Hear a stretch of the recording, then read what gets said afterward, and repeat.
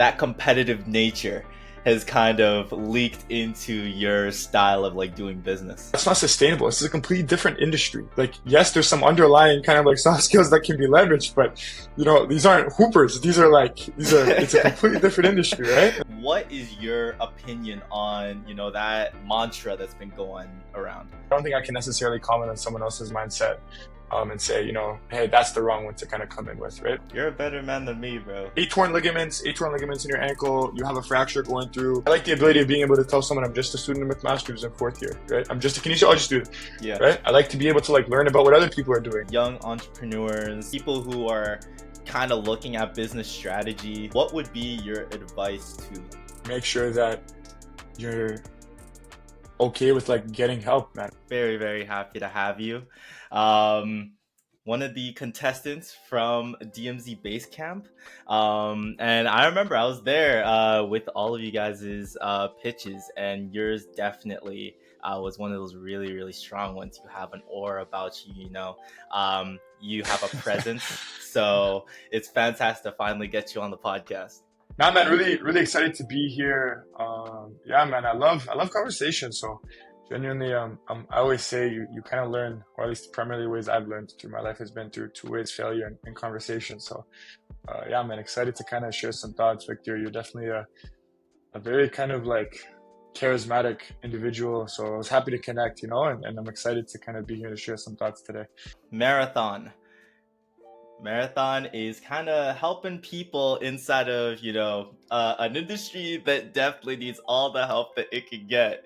Health tech is insane. And I kind of want to know, like, what are your experiences there? Like, what did you have to go through in order to figure out like the problem that Marathon is solving? I first got started in the health tech industry.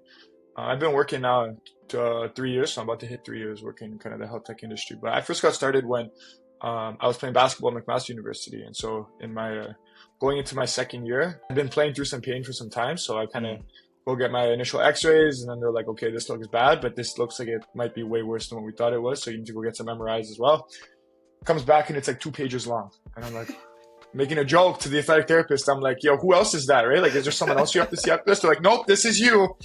And then I kind of knew I was like cooked, right? So they're like, you know, eight torn ligaments in your ankle. You have a fracture going through the connecting plate. Like, you're going to be out for the whole year kind of thing, right? Like, and so that was really hard for me. You know, without going into too much detail, a couple of days later, my girlfriend breaks up with me. So that's like a 3-year relationship down the line, and 14 years of basketball. I've been playing since I was like, you know, 5 years old down the line, right? So 2 biggest loves in my life gone.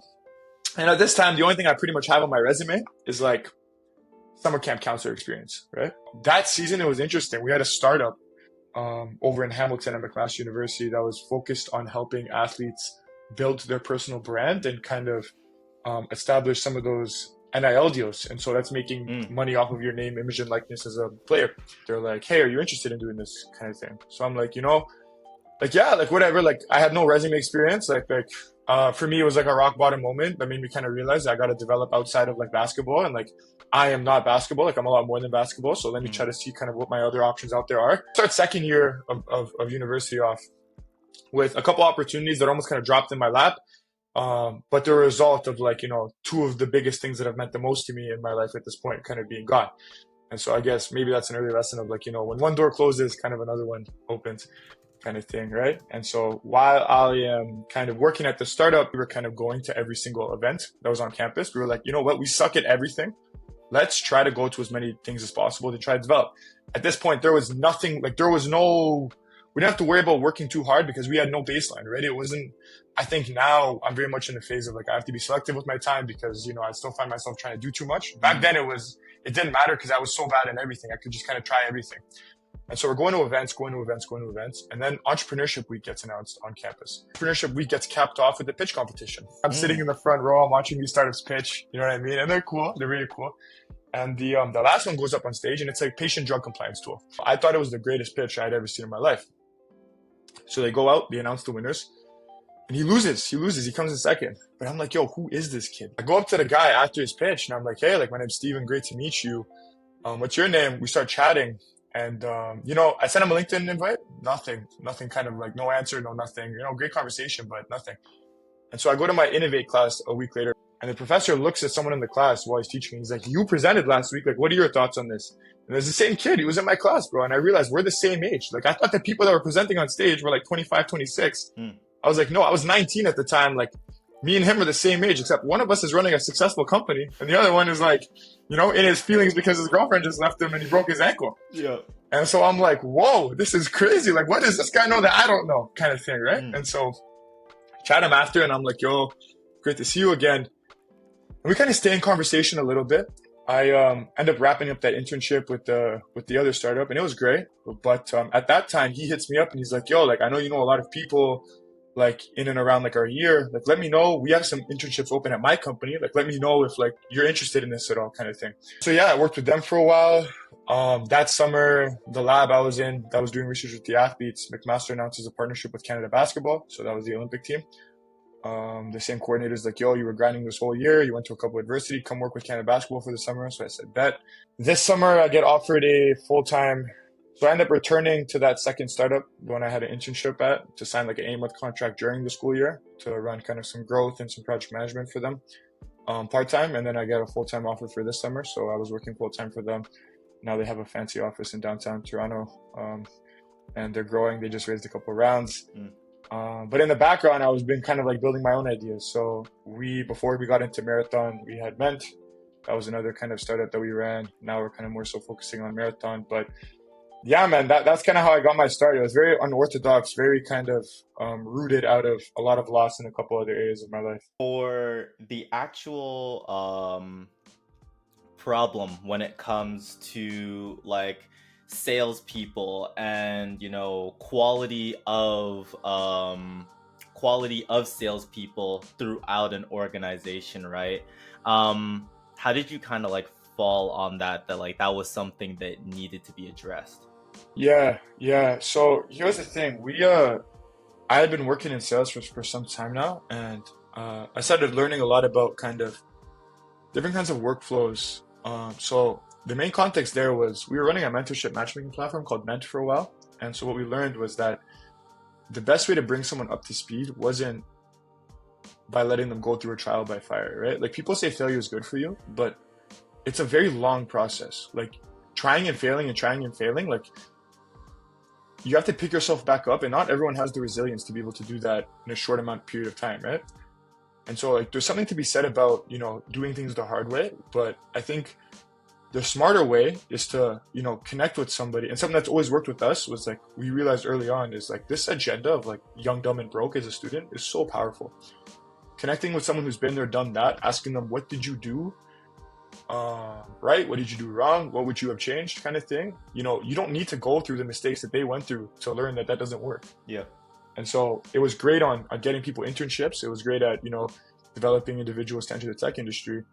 But when I started like kind of leveling up in the sales industry and like working bigger and bigger roles, I noticed like turnover is crazy high at some of these companies. Like sales reps, like the reps that were working with me were like every like couple months leaving, I had a new rep coming in, right? But like my job is dialing the phone, but also managing him as well, right? Like I gotta make sure homie coming in is like gonna make a sale, but you know, I gotta worry about my own quota and making sure I'm pushing the company forward as well. I can't do both.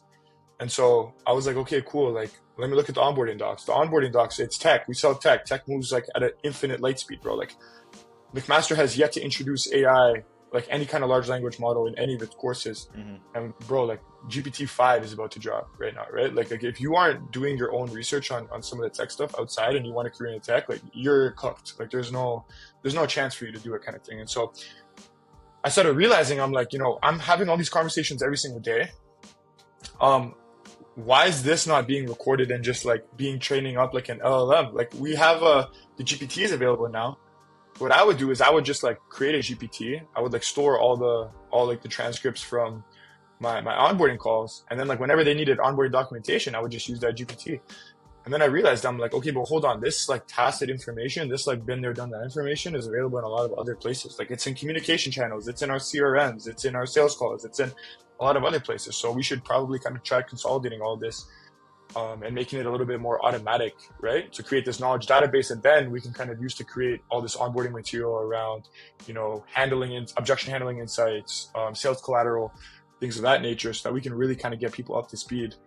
Because the individuals that are coming in to like sell in health tech, they're not rookies. Like they don't need help being told how to handle, objections or how to optimize, sales outreach messages. What they need help around is like understanding product, because a lot of them don't come from health tech backgrounds, understanding sales cycles in hospital networks, understanding proper stakeholder, buy-in, making sure that the right people are included in the conversations to accelerate sales cycles, because these are big contracts you're fighting for, especially in a very competitive industry. And I think that a large amount of the people coming in aren't necessarily as prepared, just because they're coming in from other industries where that isn't necessarily the case. So that was kind of the inspiration behind Marathon, was kind of through some of my own lived experiences, and then obviously my team brings in a lot of their own as well.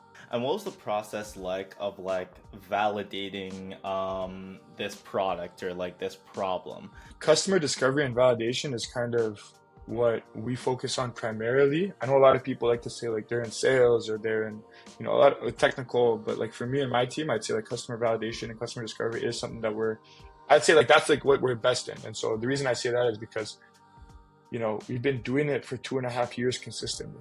Like we're still chasing product market fit, where I think of a couple people in the cohort I was with in DMZ have either achieved it or a little bit closer than us. And so to this day, I'm still learning a lot more about how to handle it properly. But that being said, we run customer discovery calls every single week.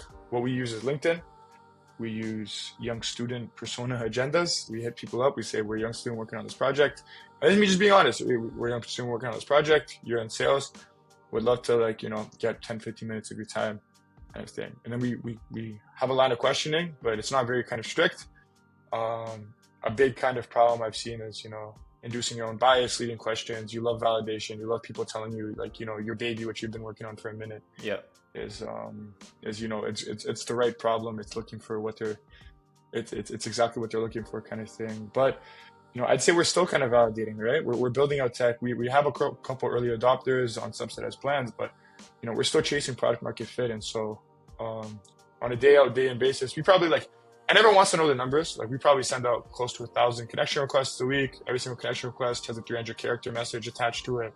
We can have a chat. We aim for 5 meetings a booked a week per person who's focused on this. Yeah. Right. Quick 15-minute chats. And then, I can get more into the details and the semantics, but that's kind of how we handle it right now. Let's talk a little bit about your style. As an entrepreneur, you have a background in competition, being inside a competitive high level basketball.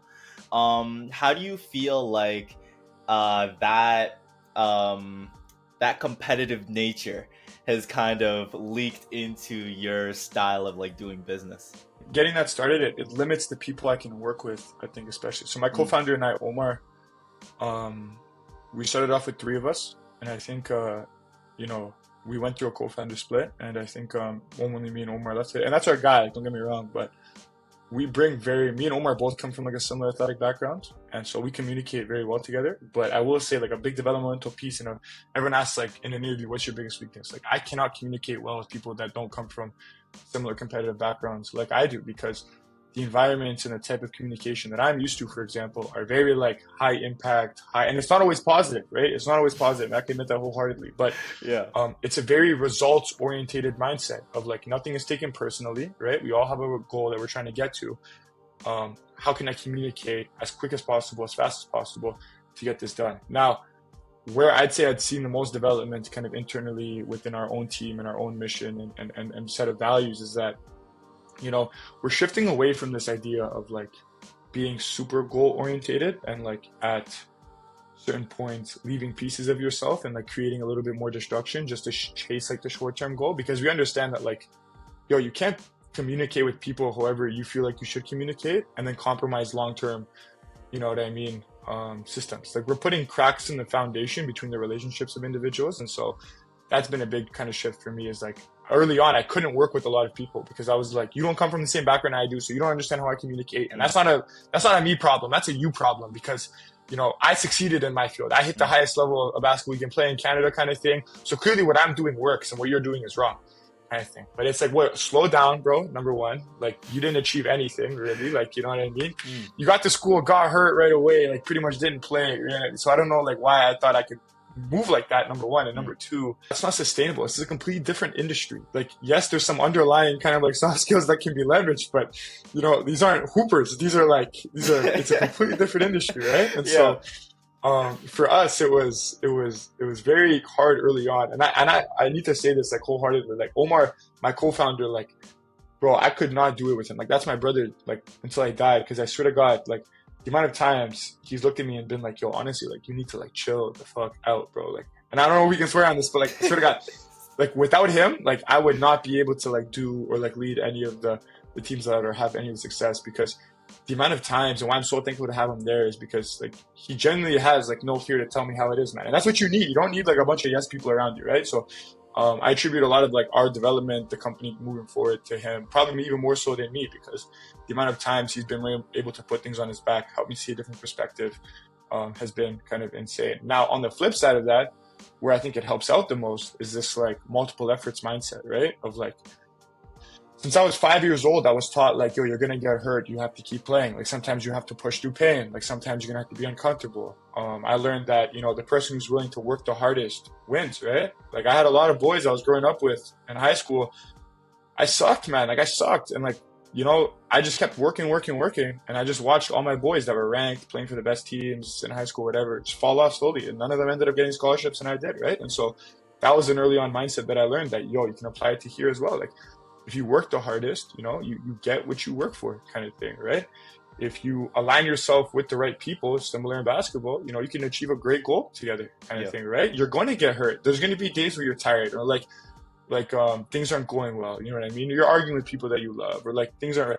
But you have to be willing to go through that. And I learned that as an athlete, and I continue to kind of exercise a lot of those principles today, right? Through the team. And so, you know, those are kind of some of those main key areas that I would say have been kind of the best. Yeah. Since you are a tech company, what does the tech dynamics look like then inside of your organization? We're talking specifically like our stack, or not your stack, but I guess more on like the strategy, like of how tech is kind of like planned out, because you're very lean, right? So I'm assuming not everything is on your developer, right? So what does that look like for you and your co-founder then?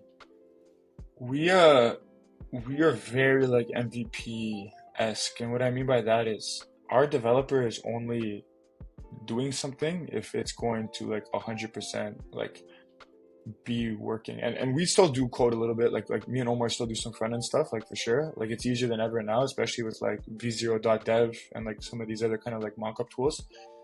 Even Figma's great, but like nothing ever kind of gets pushed or shipped until like we're 100% confident it's actually going to be used. And so, you know, a lot of it is rooted in the customer discovery and in the early kind of adopter feedback, and then kind of like pushed through from there. Like, a ticket isn't generated until me and Omar are 100% confident that like this is going to be used, and we've had multiple kind of conversations and iterations. But I will say, like, a big thing for us is just listening to the early adopters. Right? Your goal is like, okay, let me get paid early adopters, because once they have some skin in the game, the level of feedback will be much higher, right? And so the earlier you can get one paying customer who's like paying you money, bro, like, you want to talk about like ultimate validation, how to run customer discovery, that's like the gold standard. Because now, like, I'm it's not a joke anymore. I'm paying you, bro. Even if it's like $5 a month, like, money hurts. Like, money that gets wasted hurts, right? And so like, they're on your ass, but that being on your ass is great, because right away you'll figure out where your top 3 problems are to solve, right? Like, they're like, this doesn't work, and this doesn't work. Okay, cool. That's what my paid users are telling me to do. That those tickets are going to be generated, kind of thing, right? But until then, right, like, we don't really like goes paid user feedback for new point features and tickets that are generated, and then everyone else kind of under that, right? That's kind of just how you have to settle it. Because you just mentioned, like, you know, your paid user, they'll reach out to you like, hey, you know, dumbass, this doesn't work. You know what I mean? Right, You know, right. be This on your broke ass. today. Like I need this fixed, man. Yeah. Yeah. So when people talk about like, oh my goodness, I want to be an entrepreneur because, you know, I don't want to have a boss and I want to be on my own schedule, my own time, whatever, right? Like, what is your opinion on, you know, that mantra that's been going around? Yeah, man. I don't know, bro. Like, to be honest, um, I come from, like I said, I was a hooper growing up. A lot of people, like people want like validation at the end of the day, but again, like I think a lot of different, like what's beautiful about entrepreneurship is there's a lot of different attitudes that can come in and be successful. So someone who even maybe comes in with the wrong intentions, they have every single opportunity within this space to be able to kind of like find themselves. And who am I to say that like that's the wrong intention as well, right? Like, well, I have zero success. Like I 100, I suck. Like I suck. I generally suck at everything that I do, right? But the benefit of that is like I'm 21 and I'm surrounded by a whole bunch of people around me that are smarter and like have more money than me and more experience. And so I'm still figuring it out myself. So I don't think I can necessarily like comment too much about kind of the right attitude and mindset to come into this space with, just because I haven't found any success yet. And like, maybe I can circle back on that question once I've come in and then I have some proof to say, the mindset I came in with was the right one. But until then, man, I don't think I can necessarily comment on someone else's mindset and say, hey, that's the wrong one to kind of come in with, right? Because my dumbass started this journey because he wanted to create $1 billion company and make his ex-girlfriend jealous. You know what I mean? And then the motivations behind it changed. Yeah. So, right? That's like, real. You can't. That's right? real. So I don't know. That was what started it off, right? That was like the spark. But what actually caught was something much different. It was this passion of like continuously having to solve problems every single day, right? And so like whatever someone's motivation to start might be interesting, but I don't know.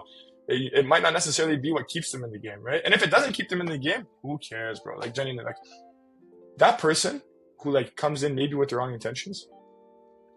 Maybe they were supposed to come in with the wrong intentions because entrepreneurship wasn't for them and they were going to go like cure cancer and work at a hospital and do some like crazy research. You know what I mean? We can't really condemn individuals who like maybe come into industries with the wrong intentions, because at the end of the day, like that's their journey. Maybe they make a mistake in their journey that's going to lead them to like some crazy opportunity that the whole world is going to benefit from one day, right? So yeah, that's kind of how I stand there. You're a better man than me, bro. I absolutely hate that mantra, but that's such a good point. It's like, yeah, like who cares if, like you said, if somebody comes in and they build something fantastic, like Mark Zuckerberg, like watching was it The Social Network? Social Network? Yeah, and like why he like started Facebook and stuff. Why did he start the Social Network? Exactly, right? Like so messed up. But obviously like that created Facebook, right? So no, you're 100% right, yeah.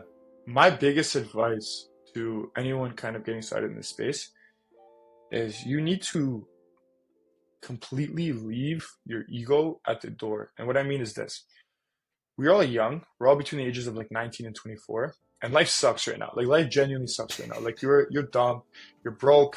I'm not gonna say like obviously there's people with like worse living situations than us, but like it is so easy when you're in this startup space to label yourself as founder, because people start treating you way differently, right? Like they don't know what founder means. They think that you're a tech company that makes $0 a month that you work on 2 hours a week. Is actually way more successful than it is. And so they treat you like that. And that's nice. Like that warms your soul. That makes you feel like you've done a lot. That makes you feel like you're good.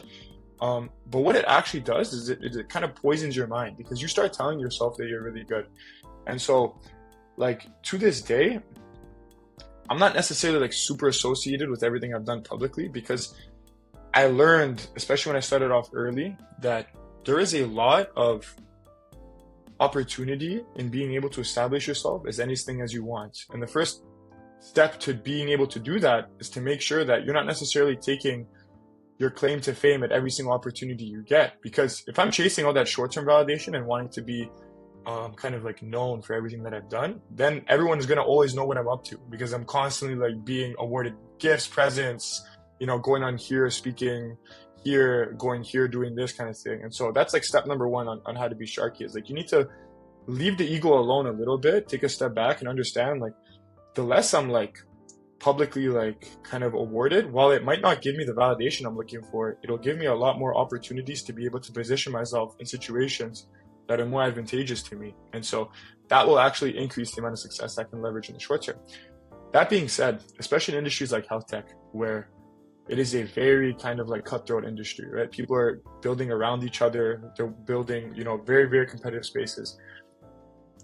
It's already hard to build. You can't be out here making mistakes on how to position yourself, and any kind of advantage you can get, whether it be like a strategic one or, an actual kind of like physical one, you need to be able to take.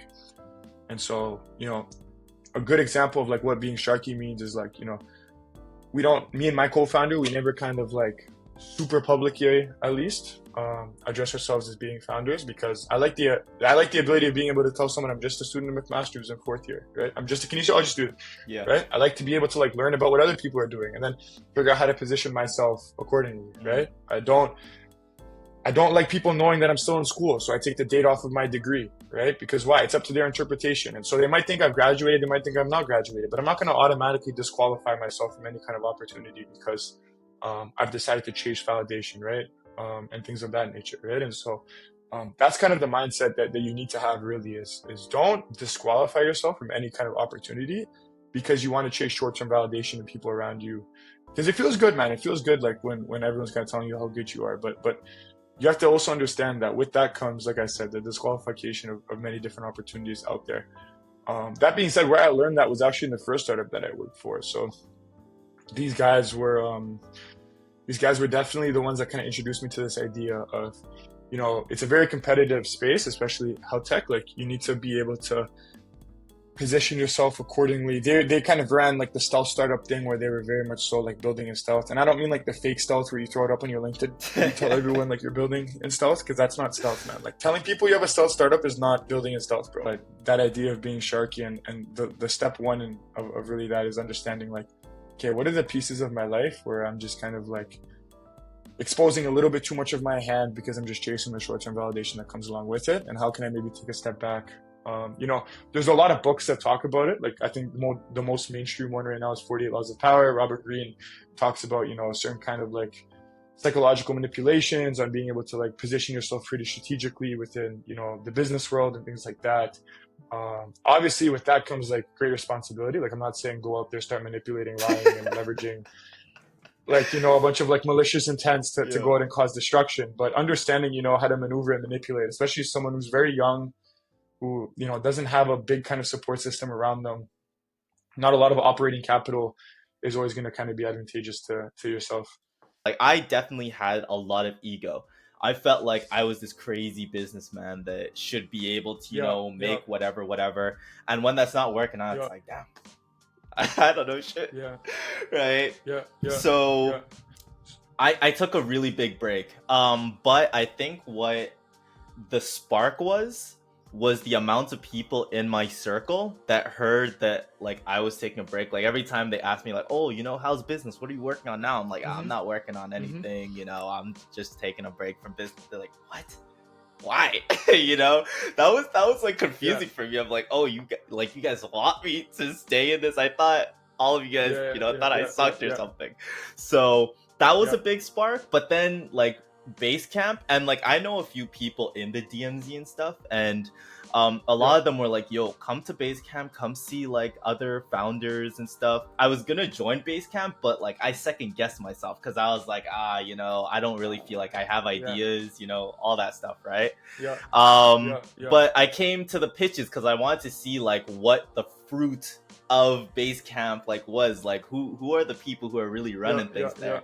And I was not disappointed. You guys absolutely kill every single. I mean, obviously you guys were all the finalists, right? But like seeing a bunch of people my age like doing pitches that were like insane and stuff, I was like, damn, I'm missing out. So right now you're seeing like a reignited me and stuff. I was looking sorry like a year, 2 years ago and stuff. So I'm finally back in the space and now like thinking of problems. And this series of like talking to like the Basecamp finalists and stuff is to add into that of like me learning from the people that are my age that are like kind of where I want to be. No, man, that's great. I'm curious. Like, I have a couple of things I want to ask you about, but how long, number one, was your break, and what was the biggest thing you learned during that break? Yeah, so I'd say my break was like, give or take, like a year and a half. Okay. And what I learned was that mindset is everything, right? Like there's Yeah, so yeah, many like psychological studies on this, that what you focus on is all that you see, right? And you don't see the bigger picture. For the longest time, like whenever someone said like, oh, like entrepreneur, like I talk to my older brother all the time, and he gets frustrated with me because he's like, you're an yeah, entrepreneur, all you need to do is find a problem and think of solutions for it. And I was in such a state of like, I don't feel like I'm like a successful entrepreneur. I don't know what I'm doing in the space, whatever. I'm like, I can't think of a single problem that I could solve, right? yeah, And it's yeah, purely mindset, because now that I'm having these conversations with all of you guys, now that I'm like on LinkedIn more, and I'm running that up because I'm doing like thought leadership yeah, posts, and I'm yapping there, yeah, right? yeah, yeah, yeah, Um, yeah, yeah. I see all these problems around me, and I'm like, oh, we could work on that. We could work on that, whatever, right? It's purely mindset, tunnel vision. You got to break that down. And that's what I learned from taking a break. And like, it's like you said, right? Like, you really don't know. Maybe I needed that break. Maybe I wouldn't have been able to think this way if I hadn't taken a break. Who knows? I think that's amazing, man. It's great to hear, man. I think, well, the ups and downs are, inevitable, but I think, I want to just like kind of, I guess, remember like the sandcastle one? It's Mm, literally that, man. It's like the sandcastles are supposed to be made by the beach because they're supposed to be destroyed, man. yeah. And then as you get better, you can move away from the water a little bit. But like, don't like your first 10 sandcastles aren't supposed to be perfect, man. Like they're supposed to be fucking like shit, so that you like learn this shit. And the most important part is like realizing that shit. Mm, And so like I think the break is great, but like my biggest piece of advice there, I say as you're getting into the space now, sometimes we tell ourselves that we need to like have the perfect start. I read this book a while ago called When, and the whole point of it is like a lot of people like they ask themselves like why to do something, but not like when to do it. Like mm, when's the optimal time to do something, right? When's the optimal time to start a business? When is the optimal time to drink your coffee in the morning? When yeah. is the optimal time to wake up? When is the optimal time?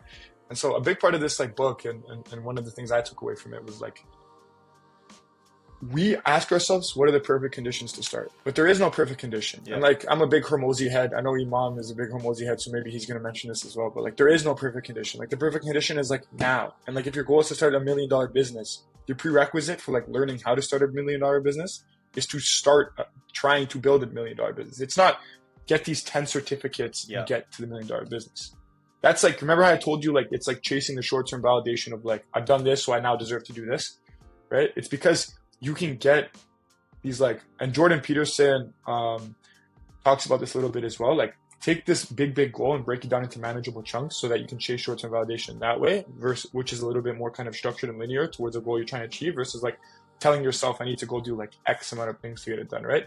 So I think the biggest thing there is that we oftentimes, like I said, tell ourselves we need to wait for the perfect conditions, and you're never going to get there. Like you're generally never going to get there. The basketball court with guys that look like they're like 50 million times better than you are never going to, no one from that court is ever going to walk up to you and be like, yo, come play with us, right? Yeah.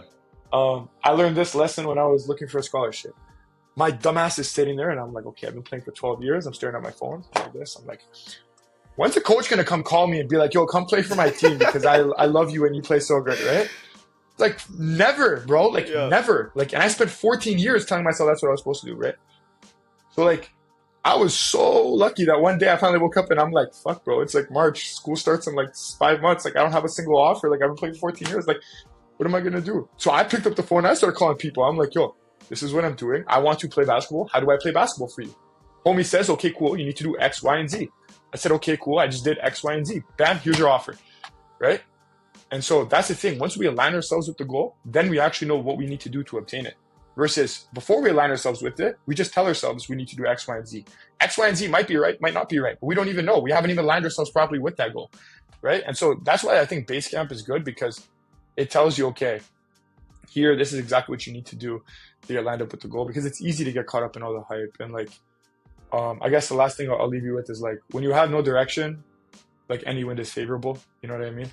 Like you tell yourselves the certificates matter and like the the programs and the networking sessions matter, but you don't know if they matter really because you don't know like what your end goal is. You have to break down the end goal into like little, don't be afraid to accept and leave the ego at the door and like be like, okay, cool, like this is generally what I am, and that's fine. Because just in doing that, people talk about startups being a competitive space. Just in doing that, you're already eliminating so much competition because you're no longer like in your own way versus they still are, right? So yeah, man, that's like 90%, I swear to God, of like the people that I've seen have made it are literally just that. They're just incredibly honest with themselves. They're just incredibly honest with the people around them. They breed cultures in their companies where groups aren't afraid to be honest with each other. The other 10% is that they have like a crazy goal within their company. Jewel, fastest unicorn of all time, right? Why are they fastest unicorn of all time? Bro, their mission of the company was to make sure no one ever died from cigarettes ever again. The only people they hired in the company were people that had family members that died of cigarette smoking, or they themselves had serious health problems from cigarette smoking. And they were like, I'm going to make sure before I die that I do something meaningful and I make sure nobody has to go through what I went through, right? When you mix that in with an environment that's incredibly honest and has like as little ego as possible, like sky's the limit, man. Sky's generally the limit. So that's how we kind of try to run our thing internally, right? And like that's what I'd advise to everyone who's out there to kind of do the same, you know? I mean, you kind of already dropped a ton of bangers. But you know, just for the sake of structure, I'll ask you, you know, for all of the young entrepreneurs, people who are kind of looking at business strategy, what would be your advice to them? Yeah, number one is this might be a little weird one, but like work out, like go to the gym, and if it's not going to the gym, like do something that takes care of your mental health, because it's a pretty, you know, it can be a pretty lonely, like they say entrepreneurship is like one of the loneliest kind of like you know, fields to be in. So make sure you have like you know, a good kind of like support system internally as well as externally. The internal one needs to be some, like I'm a big advocate on like running or like exercising, but I know for other people it might be like, you know, art or a variety of different things. I'm also a kinesiology student, so I just believe in the power of exercise. So that's my advice to everyone. Like definitely figure out a way to get like 60 minutes of physical activity in a day. You know, make sure you're taking care of yourself overall. Like don't live that fucking like 5 hours of sleep a night lifestyle that like I told myself I need to live 2 years ago. And so like, you know, cause you're on like Instagram and people are telling you like, this is the hustle mindset that you need to do kind of thing. And like, I'm telling you right now, like there's times when you're going to have to do like, have I pulled all-nighters? Yes. Like, have I done like stupid stuff and like not taking care of myself? Like, yes. But like, don't do that for a long period of time, because like, you're not going to be able to sustain it and your competition will just leave you behind, man. Like, again, another big lesson I took from like being a performance athlete is like how you treat your body off the court, right? What am I doing when I'm not building my company? Am I sleeping right? Am I eating right? Am I making sure my body is well taken care of, kind of thing? Because my brain, when I'm an entrepreneur, is my machine, right? So I need to make sure my diet's right. I need to making sure, like I'm a big fan of omega-3s now as well, because as an entrepreneur, our brains are constantly on, right? Making sure that like I don't have brain fog, making sure I can like clearly think, making sure that I'm surrounded by settings where my brain isn't thinking about entrepreneurship and tech and startups, right? Because that's when I probably have most of my biggest breakthroughs, is when I'm just like messing around with my friends, or like I'm in the club dancing, or like things like that, right? So that's like some of my biggest advice. On the other side of that as well is like, make sure that you're okay with like getting help, man. A lot of us tell ourselves that like the whole world is against us, that we need to like build. Like we're scared to tell other people our ideas, you know what I mean? I don't think that you necessarily need to be so scared of people stealing your idea, because everything I've learned in startups is that it's incredibly hard. So if anything, you should want to tell people your idea, because anyone who wants to seriously go and execute your idea is going to go through 20 years of like incredible pain, and like they're probably not even willing to go through that. And if they are, good for them. You should say to them like, great, go do it, man. Genuinely, because there's no shortage of great ideas in this world. Like there generally isn't. The execution of those ideas is like a completely different story now, right? So you don't necessarily have to be too worried about people stealing your idea and like being like so secret protective, because like, yo, like I guarantee you, like they're probably not going to go execute on it, but what they will learn along that path, they're more than willing to be able to share with you if you're not kind of like a dickhead to them just because they want to work on the same thing as you, right? So yeah, man, those are a couple of my pieces of advice right there. Steven, I appreciate you coming on. I appreciate you dropping gems, you know, and helping out, you know, the people who are listening that maybe they are going through like entrepreneurship breaks like I did, or they're in the thick of it, and they just need that extra boost, that extra, word of affirmation that you just gave. Nah, man, it's as long as you don't quit, man, you can make it. Deadass, as long as you don't quit. Like that's legitimately the only thing. Like the only time you really fail is when you quit, because then it's literally impossible to make it. Like I always say, like human beings are magical, genuinely magical. Like there's people that like come out of surgery, they're told they're never gonna walk again, and then 3 months later they're like running marathons. Or like some kid gets stuck on a bridge and then mom lifts up a car to save their lives. You know what I mean? Or like someone puts a man on the moon. You know what I mean? Elon, like I was in San Francisco the other day. Like they have something called Waymo. You know what Waymo is? Have you heard of Waymo? No. They're like the self-driving Ubers. Oh, like they're everywhere. Yeah. Bro, it's like the most crazy shit ever. And I'm like, if someone can build a self-driving Uber, I can probably do what I'm trying to do as well. You know what I mean? Like, yeah. You know what I mean? Yeah. I was born with like shortened Achilles tendons and told that like I was never going to be able to dunk. And then I hit 8th grade and I got my first dunk. You know what I mean? And that was incredibly powerful for me because I learned that like I was in the 7th grade and I'm like having all this like ankle pain all the time. I'm like, I don't know why, like I have all this ankle pain and like I can't do anything, right? And I'm going from doctor to doctor to doctor. And they're all like, yeah, you're never gonna be able to do this. You're never gonna be able to do that. Like basketball is definitely not gonna work out for you. Like you should probably stop now. And I go see this one guy named Ludwig, and he was like a big, like, he was like kind of a low key guy, like kind of like in a weird office, middle of nowhere. He looks at me, he's like, nah, like you're fine, bro. Like to be honest, like not a big deal. Like you'll be able to do it. And yo, for me at like 13, I was like, that was everything I needed to hear, bro. That was everything I needed to hear. It was just someone to look at me and say, yo, you know what? No, like don't listen to all these other people. Like you can do it, man. Like you genuinely can. There's no reason why you can't. And like our perception shapes our reality. So as soon as someone told me that, the sky was the fucking limit from there, man. You know what I mean? Yeah. So to everyone who's out there listening, man, like even if it's you, like there's legitimately no reason why you can't do it. And like, I haven't made it yet, but like, fuck, man, like how am I supposed to make it if I'm doubting myself the whole time as well, right? So yeah, man, that's kind of like the last thing. There we go. Appreciate you. And I look forward to interviewing again once you hit that $1 billion a year. Right? One big thing.